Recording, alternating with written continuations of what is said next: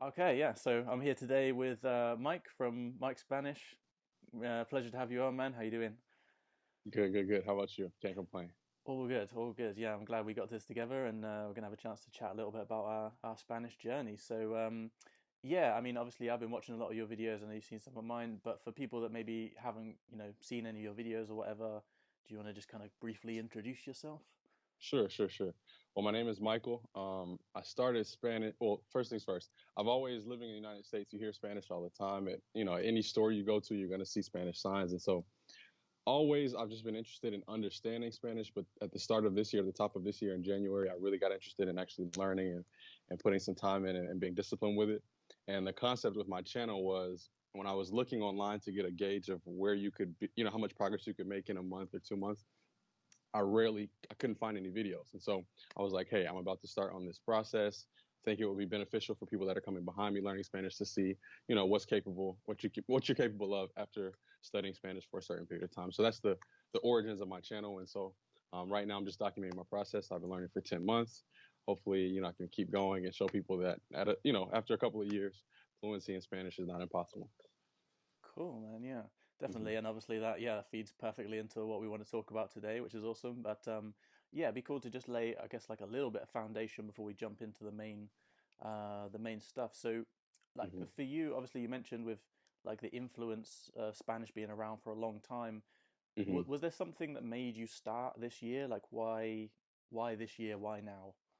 No, I wish, man, I wish I had something profound to say, like I had some crazy experience. But I think one day I went to maybe a Mexican restaurant here, which is common, and I was listening to some people talk, and I was like, you know what? I've got a lot of free time. I used to play guitar, and I stopped, and so had free time. I just Googled on Spotify like basic Spanish lesson, and it caught my attention. Mhm. And so, that big cultural influence and all that came for me after, the process of learning. I'd always been interested, but I know it's not cool to say like I didn't have some huge epiphany, but I didn't have anything like that. It was just like, hey, let me try it, and I stuck with it, and I enjoy it. Yeah, no, dude, I totally understand you because people ask me the same thing, like teachers and stuff, or anyone I speak to about Spanish, and yeah, I have no no specific Yeah, reason, yeah. and it's kind of strange because with most things, I've tried other things before, and for me, having like a reason why I'm learning or doing something, is what Mhm. motivates me to kind of stay. Well, it's what keeps me motivated. So Right, yeah, it's kind of strange for me to think about the fact that in any kind of realistic sense, I don't have any need for Spanish, in my day-to-day yeah, life. If I stopped learning right. right now, it wouldn't change my life that much. Right. I view Um, it somewhat like a obviously I'm learning I like it for two reasons. I'm learning different, about different cultures and things like that, but it's also mental exercise to an mm, extent. It's like it's like working out for your brain. So I think if you're just somebody that likes to stay sharp and you can view it from that perspective also. So, yeah, yeah, hmm hmm yeah. No, I totally agree. Yeah. Have you had run-ins with Spanish before? Like, have you tried to learn a little bit before? Not seriously. Now, in the United States, it's mandatory to take 2 years of foreign language. And I know when people hear that, they're like, oh, that's why he's able to learn so fast. I literally, and I shouldn't say this because I'm actually a teacher now, but I literally cheated for the 2 years of Spanish class that I took because had no interest in it. Like there was Yeah. one guy in the class that was Mexican. He would take a picture of all the answers, send it to us all, and we'd get past the class that way. I learned "Cómo estás" in basketball. That's it. Those two words. That's it. Three Nice. words, two Yeah. phrases. So yeah, yeah. Yeah, no, I totally understand. I studied French probably for like, I guess maybe like 5 years or something in total because we studied quite a lot of French, or I did at Hmm. least. And yeah, I couldn't Hmm. I couldn't tell you any any French right now. So yeah, I understand Right. that. But yeah, I Mm. mean that's another interesting thing to me because I've picked up Duolingo a couple of times before, a few years ago here or there. I know loads of Hmm. people have started trying to learn a language, but a couple of weeks later it's gone again. Like, what do you think has like kept you motivated, as like allowed you to keep going? Because I mean, we'll get into what you're doing, but I assume you're putting a decent amount of time and effort into Yeah. learning. So yeah, what's kind of kept you motivated?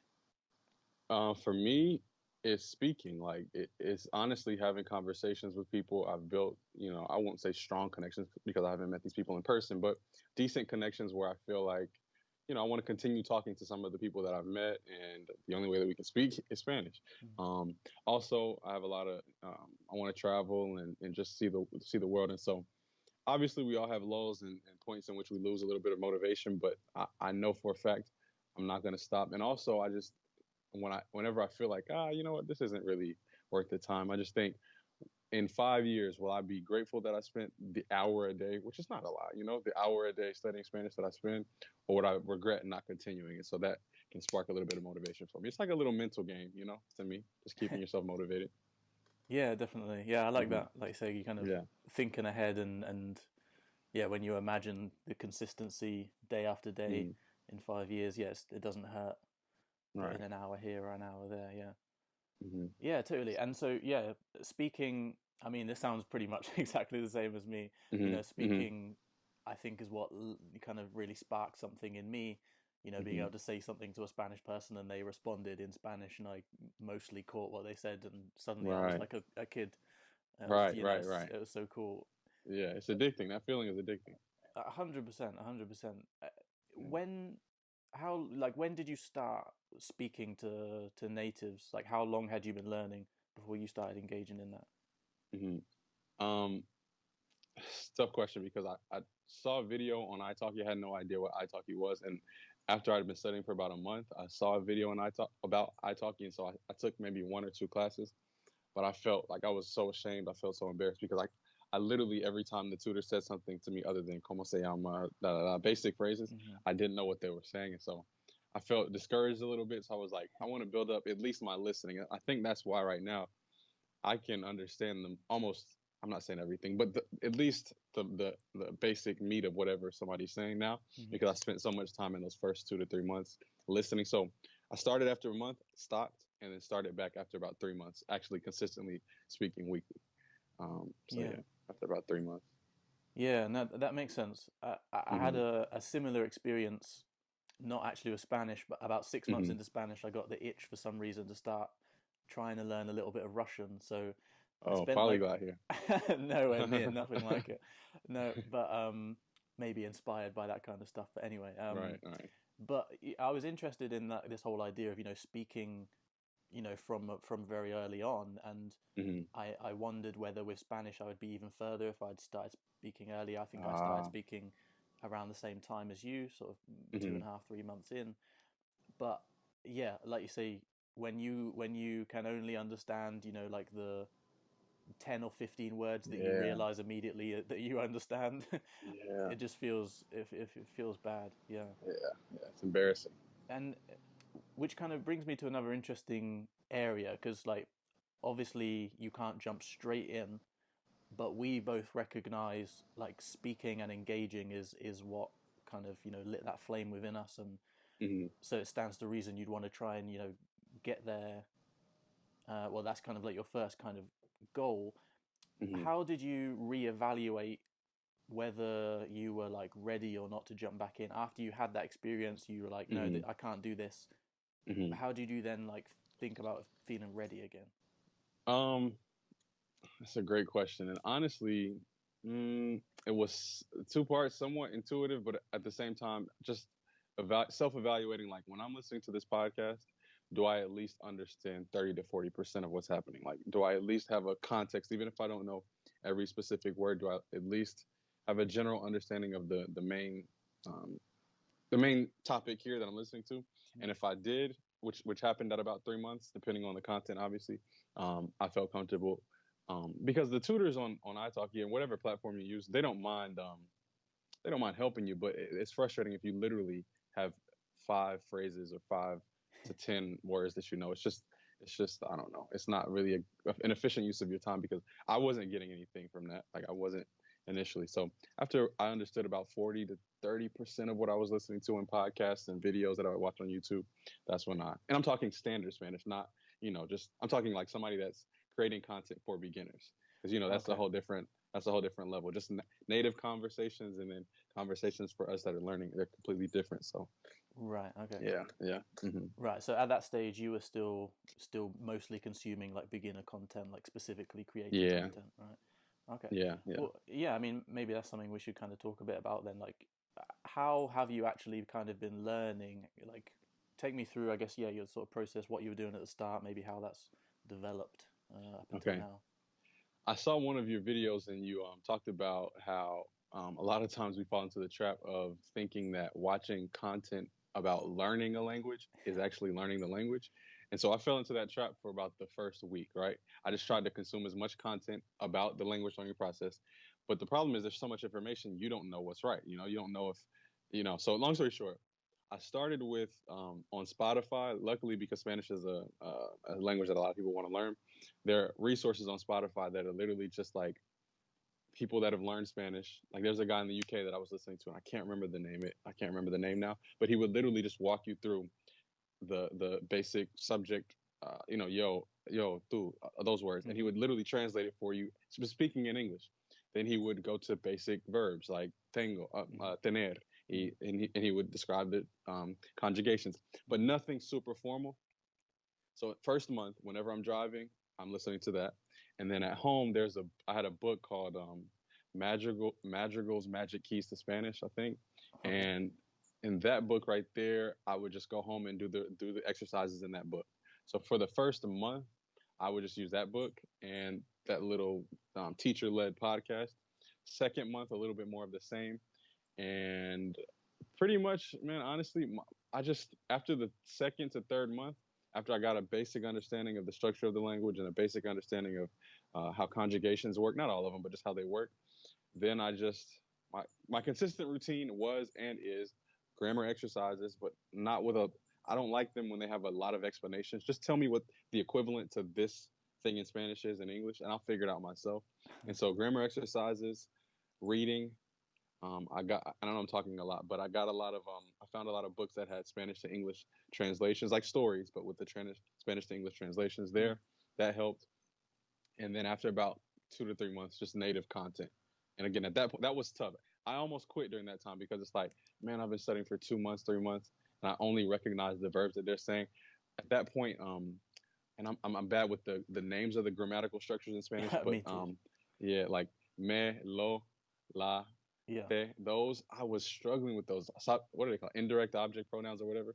Those I was struggling with. maybe. Yeah. I was struggling with those. So that kind of stuff it discouraged me. But it's just you just push through and I just continue with that same practice of grammar exercises, listening and reading, and you'd be amazed what the brain can do. Like it just after you hear a word a couple of times, you pick up on it. Never use flashcards.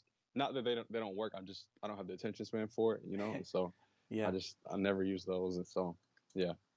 Yeah, that's fair enough. Okay, that's interesting. Mm. So, yeah, so like for the first sort of 3 months, there was a decent amount of kind of, is it all right to say structured grammar learning in a sense, not like heavy, but Yeah, basically it was there were exercises with translations. So like okay. they teach you about the concept of the past tense, the preterite, whatever, the past tense, direct past tense of AR verbs. Right. Um, I swam yesterday, and so I would write yo canté o nadé ayer, Mm. like stuff like that. Like just basic, not long descriptions Right, of okay. anything like So that. So kind of yeah, yeah, kind of like simple sentence structure yeah, and just getting a feel for how everything's put together. Okay, yeah. right, right. Okay. Hmm. And then around about 3 months you kind of just jumped into the native Yeah, content and cool. it Okay. was frustrating though, but yep. Hmm. Yeah. What kind of stuff were you consuming? Did you jump into like movies, TV shows, novels? Yeah, how? Well, yeah. Um, Mainly, I'm somewhat addicted to YouTube, and so YouTube videos. Okay. Um, there's a channel that I watch where they do interviews in the streets of Colombia, in the streets of Dominican Republic, in the streets of different countries. So interviews. What else? There's a couple of podcasts that I listen to from some guys in Mexico that talk about like personal finances, just the culture of Mexico, a bunch of just my main interests are just learning about the differences in the United States and these other countries, and then also, um, I don't know, man. I don't know. It's just Yeah. any piece of content that I can find that I just feel like I enjoy. It catches my attention. Like believe it or not, yesterday I was listening to something about. I'm not even in a relationship, but what keeps a relationship strong in Spanish? Don't know Okay. why, but it caught my attention and I listened to it. So Mm. whatever just catches my attention, I just listen to it. It's not super structured. I don't have any go-to resources. Yeah. Mhm. No, that's interesting. I totally get what you mean. Like I've really had the experience a lot in Spanish where I've been really enjoying consuming a lot of content that I would not routinely or ever want to Yeah, consume in English. And right. I think at the start it's just because everything's kind of exciting because it's like I Hmm. don't know, I feel like Indiana Jones on some sort of treasure hunt, and deciphering all these codes and Right, stuff. I mean, right, right. and so yeah, it doesn't really matter what I'm listening to. But then I don't know, it's kind of yeah, Spanish has led me into some other things. One of the things notably for me is like I'm reading a lot of novels right now, and Hmm. I never enjoyed that before in English. I've Right, never read fiction in English, and right, yeah, it's just kind of interesting how it's led me in different directions and stuff. right. You mentioned about kind of things from different countries as well was another thing I was interested to ask you about, like because obviously where you're in the United States, you're close to South America in general. There's lots of different Hmm. accents and things. Well, Hmm. actually, that's probably a bit of a mute point, but yeah, I mean, in general, like, Hmm. have you thought about what type of accent you want to kind of focus on in terms of listening or emulate in terms of your speaking, or do you care at all about the variance and all that kind I of stuff? know, I know I'm going against like the common knowledge. People say focus on an accent. And my opinions might change, but for me, it's been an advantage that I did not focus on a specific country's accent, a specific country, because now they say there's a guy I watch on YouTube who has a channel. He's an American. He has a channel, teaching Americans different structures in Spanish and all that. And he always said like he never understood Venezuelan Spanish, never understood Dominican Spanish, Mm-hmm. because he always focused on Mexican Spanish or Colombian Spanish. That's very clear. They speak very, it's very clear to understand what they're saying. I just found content that I liked from Venezuela, from Dominican Republic, and so now it's beneficial because I can understand people from the Dominican Republic. And again, they say that they don't speak the best Spanish, but I can understand it now because I expose myself to that kind of content. Yeah. Now, trying to speak that way is different. I haven't really tried to focus on a specific accent. Like my Colombian tutors always tell me, like, you're saying words that we say here in Colombia and words that they say in Mexico. So I'm kind of a Mm. mix of all of that in terms of me speaking. But in terms of listening, I try to consume as much as possible, even content from Spain. Like honestly, like Mm. I don't want to be where I can only understand if a Colombian's talking to me, because here I can go 20 minutes that way down the road and I'll be in a Mexican neighborhood, 20 minutes on the north side of my city, and there will be people from Puerto Rico and different places. So, in the United States, Yeah. there's a mix. And so try to mix it up. Yeah, I totally understand that. Yeah. Do you do you have any kind of interest in this idea of trying to sound like a native, not necessarily like in terms of the accent, but like the way that they speak, to try and speak in a kind of with the slang and sort of like you grew up there or this kind of thing. It is something I don't know. Like a lot of people talk about, a lot of people interested in it, but like I don't know. Like for example, in Spain, a lot of the time they'll say like "tío," like which Yeah, I've literally is heard that. uncle, but it Yeah. means like dude, right? Uh-huh. Uh-huh. And like they say it all the time, and I feel like saying it a lot with the amount that I Hmm. hear it, but I Yeah. almost feel like it's a bit cringy. Like it's a bit like Man, I don't we're the know, same like person almost. We're the same person. I feel the exact same way. I feel the exact same way. And the equivalent I try to make is that if somebody, like, there's slang that's common in the city that I live in. mm, If somebody came here, like somebody that's Mexican came here and walked up to me and started like saying these words, I'm like, why are you talking to me? Like, you can talk normal, like, it's okay. yeah, And it's just not authentic. And so I know there are differing opinions on that, but I agree with you in that regard. I don't really try to. I like to understand, like you said, with the slang and all that, but I don't really use it. Um, Also, in terms of trying to sound like a native, I don't think one that's realistic, and because I just did not grow up speaking Spanish. But number two, I don't want to sound. I want people to recognize that I don't want to have a strong accent to where I can't be understood, but I want to have that. I want to have a little accent so that my idea would be this: I can speak as fast as I'm speaking now without thought, hmm but with a little bit of an accent. Like, to me, that's even cool when people from other countries come here and they can speak English fluently, but I hear a little accent. That's cool because it's like, man, you know the language, but I hmm can tell you're a little different, you're a little foreign. It's like kind of a cool factor. So no, I don't want to be mistaken for a native, but I want to be able to communicate well. Yeah. yeah, Hmm. yeah. I totally understand that, and yeah, like you say, it's cool when people have like a Hmm. bit of their own kind of accent. It's like I don't know. It's a part. It's who they are, right? That's like, Yeah. they wouldn't want to forget that part of their life. Right. So it's strange that they would want to get rid of that part of their Right. voice in a sense, in like a literal sense. Well, I mean, like Right. you say, each to their own. Yeah. Everyone has a different Yeah. opinion, but But there's some people that take that to an extreme, and with the American accent, they say "Yo soy Michael," "Yo vivo." They speak with that with a literal American accent. Don't want to be like that, yeah, but yeah, it yeah. reminds me of have you watched It's Only Sunny in Philadelphia? Always Sunny No, in I should have. Philadelphia. Ah, I'm familiar with it, but never seen it. No. there's a Mm-mm. scene in that where someone talks exactly like that. It's really funny, but yeah. Yeah, Um, yeah. yeah, no, yeah. Some people are really kind of obsessed with that idea, and like you say, I think it's a lot of pressure, right? It's Hmm. a lot of work, and yeah, you want to be Hmm. somewhere in the middle. Like for me, I know I still sound like notably English, especially like with the R's, because I can't Hmm. roll my R's for shit, and I hate it. But so yeah, I want to improve it, but I don't Hmm. know. In previously, I think I have thought that. Hmm. I want to get, because I'm a bit like that. I want to be as good as I can be in what I Right. do, but yeah, and I don't know. I guess there's some shady, not shady, some thin reasons behind that, behind Hmm. wanting Hmm. to sound like that for me personally. Hmm. Hmm. Yeah, Yeah, I get it. yeah. So well, I mean, like yeah, like we said before we started recording, one of the main things we kind of wanted to talk about was this idea of, I suppose, how much can you achieve in a relatively short period of time? Like, like we said before, neither of us are Hmm. experts. I'm not here to pretend like I know everything about Spanish, and neither are Right. you. But based on our experiences, I think it's an interesting discussion because Hmm.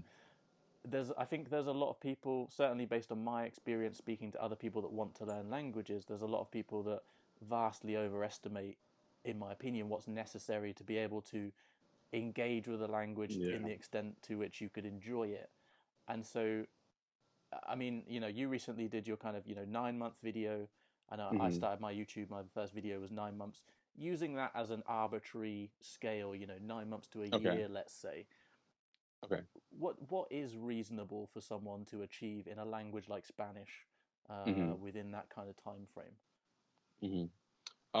I think somebody that is a native English speaker. I don't know why the thought is that it takes you years and years and years to be able to communicate or understand Spanish. It does not take that long, and I can only speak from my perspective. Typically I spend an hour a day, so I'm not sitting in front of the computer every day, studying. An hour a day. I work full time. I like to exercise. I like to spend time. I spend time with my friends. I'm not obsessed every day with Spanish, and I'm right now able to communicate with pretty much I can communicate my ideas, any idea I want to communicate. It's not going to sound the best, but after 9 months, I was able to communicate my ideas clearly, understand any content that I listen to. I'm talking at the very least, I can understand 60% of what they're saying. Um, and sometimes I literally understand 95% of what they're saying. And this is, again, after 9 months studying only 1 hour a day. And so, again, we're all going to make errors. We're going to make mistakes. It's not like we're perfect, but I honestly, like we talked about, I don't understand why the thought is it's unrealistic to be able to speak Spanish, not with fluency, but to speak Spanish conversationally after 9 months. I would say after 5 months, I could have a conversation, express my ideas. I felt comfortable, again, not in every situation, but visiting a Spanish speaking country and communicating my ideas and communicating the things that I needed. So don't know why that myth is out there that it just takes a long time. I guess it depends on your discipline though, because Mm. if you're not consistently doing 1 hour a day, if you can't do it during the week and you just spend 3 hours on the weekend, I think it'll be difficult. But if you're consistently engaging with the language, don't know why that connotation is there where it just takes so long to learn Spanish. I honestly don't. Yeah. Yeah, like you say, there's definitely a difference between, doing half an hour of an hour to decently focused work every day and doing Duolingo when you go to the toilet. Right, right, right.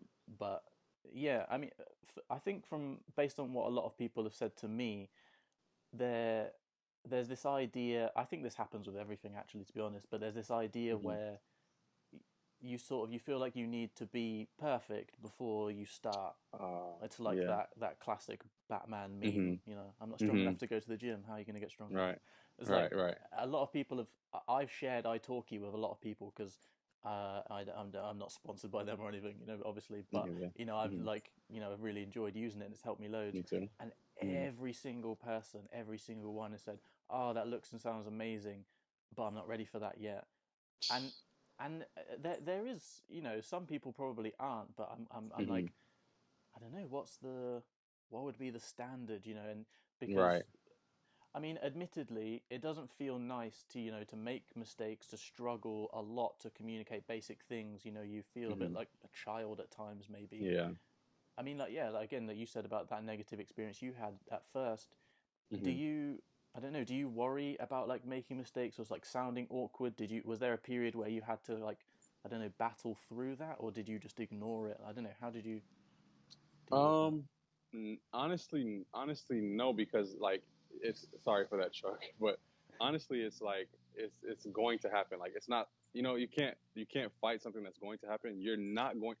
I learned there's so many words that I know now from making mistakes. Like it's a perspective shift. Like when you make a mistake and somebody corrects you, you're like, oh, okay, you say it that way. And for some reason, that correction for me, that's why I always tell my tutors, correct me, please, because that correction for me, and I think for a lot of people, helps you realize like, oh, you don't say like that. For example, even as a child in English, you might say, um, those apples. This is horrible. It just hurts me to say this, but those apples is red.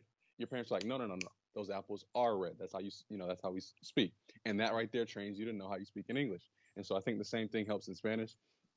I will say as a caveat though, like, and you made a video about this, picking the right tutor is important because if you have a tutor that doesn't have patience or is easily frustrated, or you can visibly see on their face that they don't want to be there, that's discouraging. And Yeah. at some point in this video, I want to talk to you about an experience that I had in person here, trying to speak Spanish, that almost discouraged me from learning, because that's important. Like, you have to have a teacher that understands, and it helps. You said it, I think, a teacher that has learned the language, because they understand like that's going to happen. You're going to make mistakes. You just have to be patient and not. I've had tutors like that where they're like, "Oh my gosh, this dude is stupid," like because I'm learning, and it's like I don't, that kind of experience can discourage you. Hmm. So, I think that's important.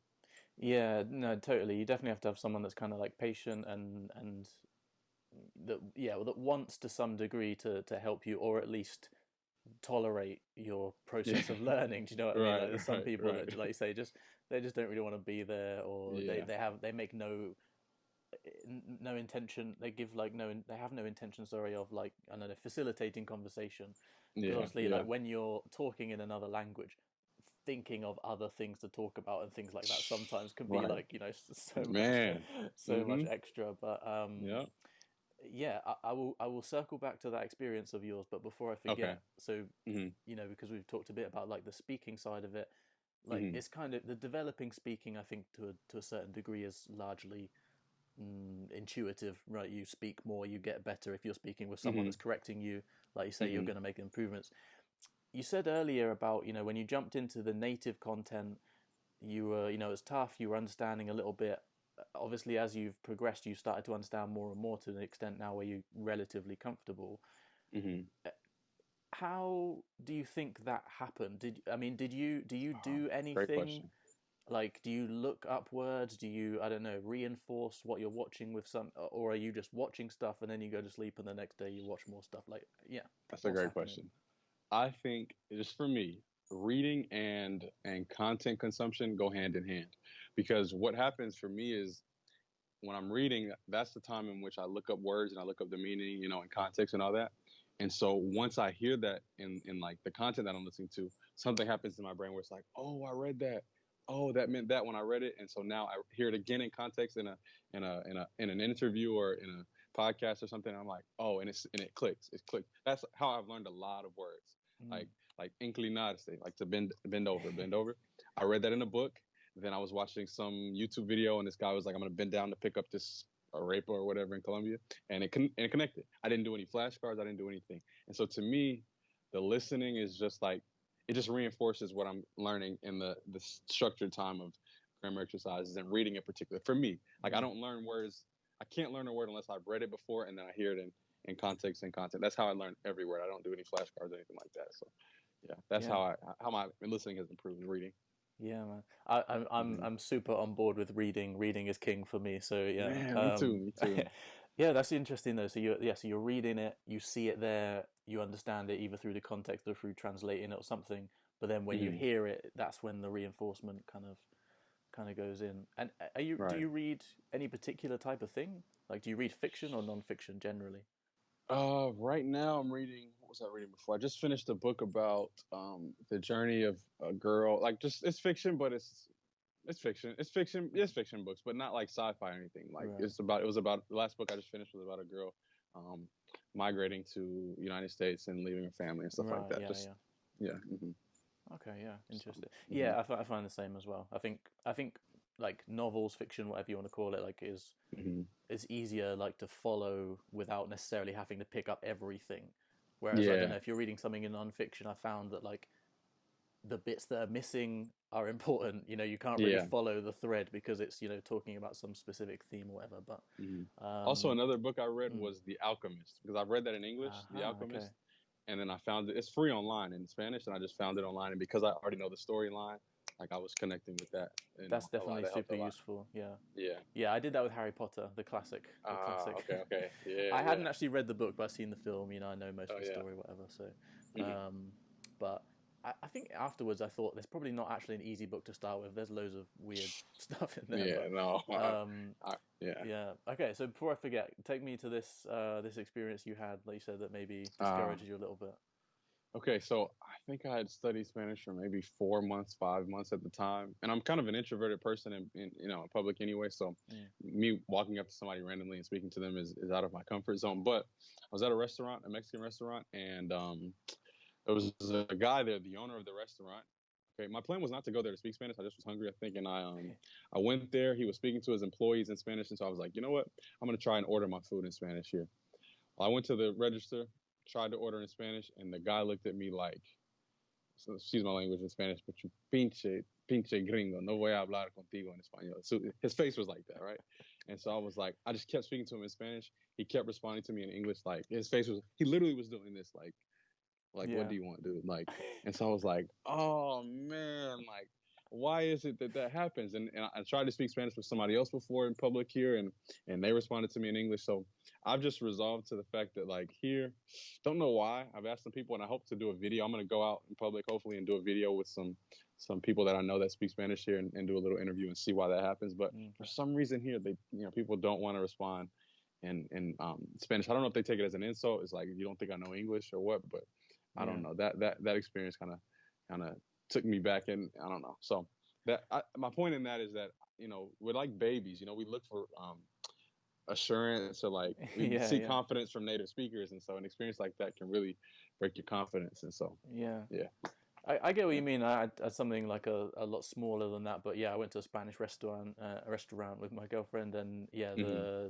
I knew the way to a Spanish, and so yeah, I asked for the bill in Spanish, and he just sort of nodded at me and walked off, and I was like, oh, Right, okay. I mean, I don't know what I expected, to be honest. If I right, was to look deeper into that, I probably wanted him to be like, "Oh, you speak Spanish? How cool!" But right, I right, right, still, right. I still was a bit like, "Oh, okay."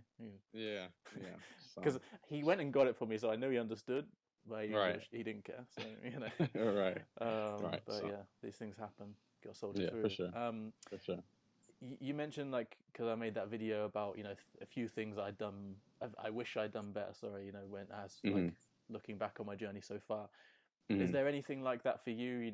Things that you wish you'd done differently, or you're quite happy? Good point. Good point. I haven't thought about it, but let me think. Let me think.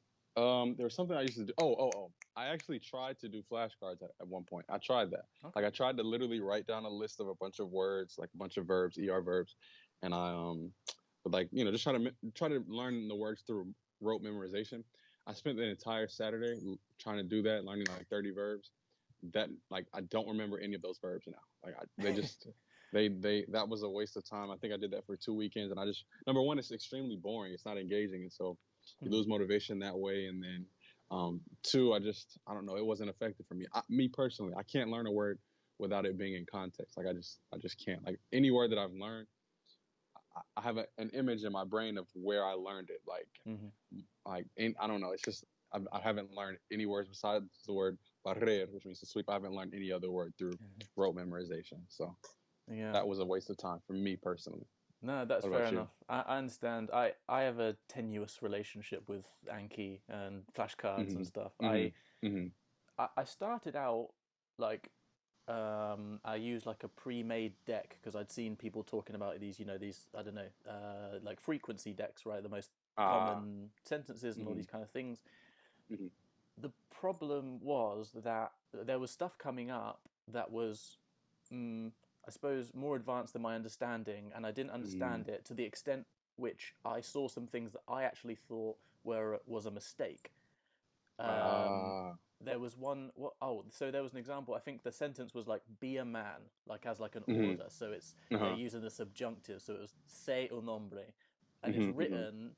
The way I was reading it at the time was like "I know a man" because it said "say un hombre," Ah. but it Okay. was Okay. using the subjunctives, and so I Right. saw that, and I thought, "Oh, I know what that means. That's wrong." And so I'm looking at this deck, thinking, "I don't know if half of this stuff is even right," and so I Right. kind of Right. went off from there. But I always struggled to keep up with it. Lots of cards and stuff like that. I am using Mhm. it now, but Mhm. I've cut it right down. I do 5 new words a day. Mhm. I think probably, well, I think on average I do it for like 10 minutes, and I usually do Mhm. it. I don't know, like at the end of the day, just as something Mhm. else. Yeah. I think, to be honest, I get it more from I get my words, more from the actual reading and the Yeah. content and stuff like that. I think maybe it reinforces a few tricky words. It Mhm. might keep it might keep some more advanced words because I am the type of person that when I see like a fancy word, I might save that because Mhm. I want to use it. Right. Right. Right. All So right. stuff like that maybe, but yeah, Right. I don't Right. know. And for the audience, everybody's different. Just because Yeah, yeah, for sure. flashcards don't work for me. I know people that are fluent, way more fluent than I am. I'm not fluent, but can speak better than I can, and they swear by flashcards. So it's It's whatever a works for tricky you. word, fluent. I threw myself out there the other day and threw it in a title, but yeah, Uh huh. it means different things than that. But yeah, I mean, so last thing I wanted to kind of, I suppose, finish with or ask you about was like, now you're at this point where you can have, let's say, sort of basic conversations, you can express Hmm. yourself, all this kind of stuff. Hmm. How are you thinking about your future progress? Are you of the thinking that what got you here will get you there, so to speak, or Mm. is there, do you have plans to kind of change your methodology, or yeah? Mm. I think my next step, I'm going to continue with what I'm doing for about a couple more months just to test it out and see how I progress. But as once you get to this level, the progress is not exponential anymore. It's a low sloped linear growth. Mm, And so my hope is that eventually after this, this, whatever the situation in the world right now, I really want to travel because I think putting myself in an environment with natives, I'm going to pick up things that I had no idea I didn't even know. And so I think that's the next step that'll really help me. mm. So yeah, that's the plan. But yeah, man, I think yeah, that was pretty much the main things I wanted to talk to you about today. So yeah, thank you very much. Yeah, for sharing your time and your thoughts. It's been super interesting and kind of crazy how much we match on some things. But Man, yeah, yeah. yeah, I mean, was there anything else like you wanted to say just to finish off or anything? But No, no, I don't have anything in mind. I just say if you're interested, of course, if you're following Shane, I think you might enjoy some of the content that I make. I try to record my progress and record conversations, and hopefully, eventually, I can kind of get out into the public and ask some native speakers here some questions about the Spanish learning process, their English learning process, to see how they relate. And so, if you're interested, go to my channel, subscribe. But if not, no problem. Shane and I are pretty much doing the same thing. So, no, for sure. I mean, one thing I would add to that as well is not only, what you're doing is not only good for like this kind of idea of progress marking, but it's really useful content, I think, for learners as well. Like I've watched quite a lot of the conversations just okay, because they're quite nice content. They're, people are speaking with a native accent, yeah, um, you know, not like super slow, but not like ridiculously fast. It's that kind of, maybe if hmm you wanted something a little bit less than like a TV series or whatever, it's hmm it's nice kind of content for hmm that sort of middle ground as well. So yeah, for yeah. sure. Obviously, there's going to be the link and everything will be below, so definitely go subscribe to Mike's channel. But yeah, thank you very much, man. Or gracias. And Igual, igual, yeah, de nada. Gracias a ti.